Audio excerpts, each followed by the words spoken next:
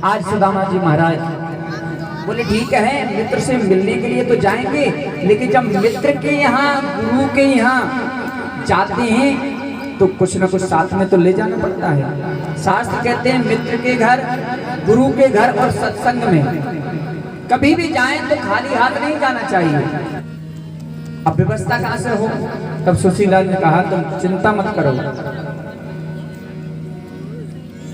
याचित्वा चरतान मुष्टि व्यप्तान प्रथम कंडुलान। सुशीला जी गई और 4 घरों से अलग अलग चावल लेकर आई।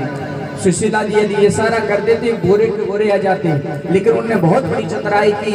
4 जगह से चावल लेकर आई कि द्वारकाधीश जब इन चावलों को देखे तो समझ जाए कि सुदामा के घर का एक भी चावल नहीं है, कोई टूटा है, कोई पतला है, कोई मोटा है। 4 घरों से चावल मंगवाए और ऐसी पुटरिया में बांधे जो 10 जगह से सिली हुई है, क्योंकि द्वारकाधीश से समझ ले कि सुदामा के यहाँ एक बिलस्त भी साबुत कपड़ा नहीं, इतनी बड़ी गरीबी है। सुदामा जी महाराज को दिया। अब दुबले पतले ब्राह्मण हैं, छड़ी कमंडल को लिया, धोती सी पगड़ी फटी हुई धोती है, पगड़ी फटी हुई है। अब धीरे धीरे सुदामा जी महाराज जा रहे हैं और भगवान को याद करते हुए चले जा रहे हैं।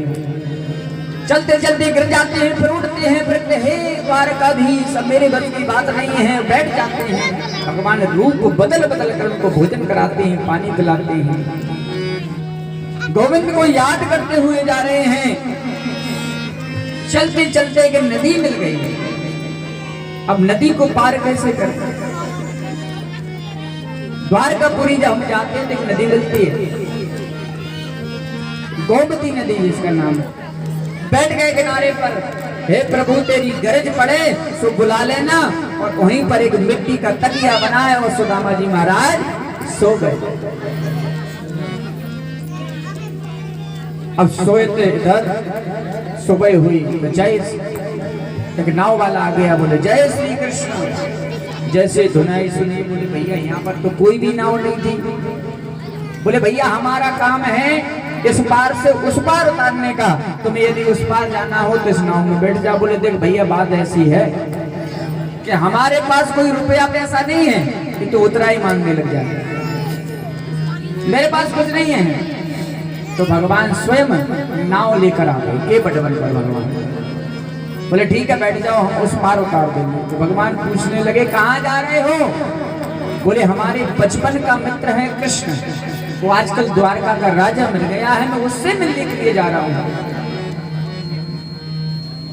भगवान बोले वो तुम और द्वारकाधीश?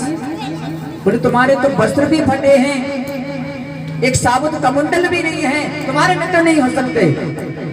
तो सुदामा बोला तूने जिंदगी भर नाव को चलाया है, तुम मेरे कृष्ण को नहीं जानता, वो ये नहीं देखता तू कितना पैसे वाला है, कितना धनवान है। वो तो केवल मन को देखते हैं, वस्त्र नहीं देखते करेंगे। तो भगवान समझ गए सारी दुनिया बदल गई, लेकिन मेरा सुदामा नहीं बदला। उस पार उतारा। सुदामा जी वहां पर बैठ गए। बोले भैया यहाँ से द्वारका कितनी दूर है? बोले अभी 10 किलोमीटर और दूर है। सुदामा जी सोचने लगे भगवान चलते चलते इतने दिन हो गए, मेरी बस की बात नहीं, वहीं पर लेट गए। बोले तेरी गरज पड़े से बुला देना, मैं तो यहीं पर सोया हूँ। जैसे आज सोए और नींद खुली तो देखा जय श्री कृष्णा, जय श्री कृष्णा। द्वारकापुरी में जोर जोर से सभी पुकार रहे हैं। किसी से पूछा भैया ये किसकी नगरी है? बोले राजाधिराज महाराज द्वारकाधीश श्री कृष्ण की नगरी है। सुदामा जी सोचने लगे बोल कृष्ण होगा। बोले एक रहता कहाँ है? बोले अंदर महल में रहता है। आज द्वारपालों के समीप पहुंचे और द्वारपालों से बोले मैं कृष्ण का सखा हूं, उनके दर्शन करने के लिए आया हूं और उनसे जाकर कह दो मैं उनसे मिलना चाहता हूं। तब द्वारपाल भगवान श्री कृष्ण भोजन कर रहे थे, वो सब पहुंचे। तब उन्होंने वर्णन किया प्रभु आपसे मिलने के लिए एक मित्र आया है। वो अपना नाम सुदामा बताता है और उसकी छवि को बता रहे हैं। किसी से पगान जगातन पे प्रभु जान को आय बसो यही गामा। धोत पति सिलटी दुपाटी और पाँव पावन के नहीं सामा। द्वार खड़ो तुझ दुर्बल एक, रहो चक सो बसुदा राम।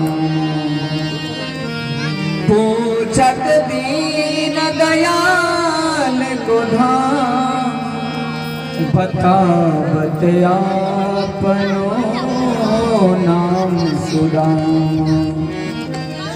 पूछत दीन दयाल को धाम, बतावत आपनो नाम सुदामा। जैसे ही भगवान श्री कृष्ण ने सुना कि सुदामा दरवाजे पे खड़ा है, भगवान प्रसादी पा रहे थे, भोजन कर रहे थे, भगवान ने थाली को उसी समय छोड़ा और भगवान ने दौड़ लगा दी। अक्कू जी देख रहे हैं, प्रदुम्न जी हैं, अनुरुद्ध जी महाराज बड़े बड़े खड़े हैं, पहले पुत्र हैं, पौत्र हैं, सेनापति हैं, सैनिक हैं। ने देखा कि भगवान के सामने यदि ब्रह्मा भी आते तो इतनी दौड़ नहीं लगाते। ऐसा कौन सा ब्राह्मण आया है जो भगवान भोजन को छोड़कर उससे मिलने के लिए जा रहे हैं? भगवान दौड़ते वही चले जा रहे हैं। सुदामा आया है, सुदामा आया है। और आज सुदामा को जैसे ही भगवान ने देखा तो भगवान स्वयं रोने लगे कि देख सुदामा की दीन दशा, करुणा करके करुणा निधि रोए।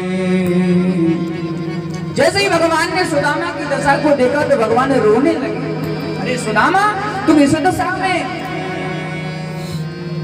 देख सुदामा की दीन दशा, करुणा करके करुणा निधि रोए। पानी परात को हाथ छुओ नहीं, नैनन के जल सो पग धोए। पानी परात को हाथ छुओ नहीं, नैनन के जल सो पग धोए। भगवान ने जैसे सुदामा को, अरे सुदामा को